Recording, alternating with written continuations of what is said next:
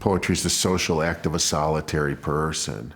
And I think that the loneliness the loneliness that's built into poetry, and people who gravitate to poetry are people who understand a certain kind of solitude and feel a certain kind of loneliness and find that expressing themselves through poetry and also reading poetry help that loneliness.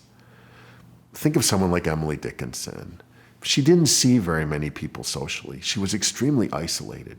But when you read her letters, you can see that she calls other poets her kinsmen of the shelf, and that she feels some companionship in being with the other poets, and she wanted to be among them.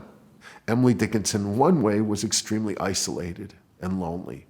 But in another way, she had a kind of companionship, and the companionship was of all the poets she read. And I think, though, that experience of reading other solitaires gives you a kind of communication, because you're just not alone. When you're reading a poem, you're not alone with your own feelings. You're alone with your own feelings and the words of another. You're not physically present to each other, but you are alone with the words of Wordsworth or Keats or Shelley or Dickinson or Cummings or whoever you like. And I have always found that comforting, that other people, many of them not alive, have dramatized their experience, and I'm with them.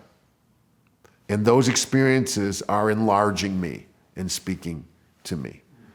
And I think that in that way, you feel connected, because language connects us. It's a circuit. You're not just alone with your own isolated feelings. You are solitary, but you are connected to something.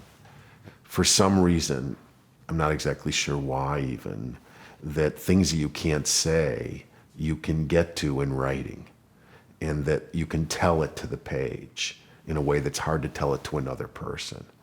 And working it out on the page, writing it, listening to yourself back, trying to shape it into something, is a kind of report about your own experience. And it gives you a way to try and process it, and gives you kind of a way to think about yourself. And we all need stories about ourselves. We all tell ourselves stories that help us to get through life, because life can be very difficult.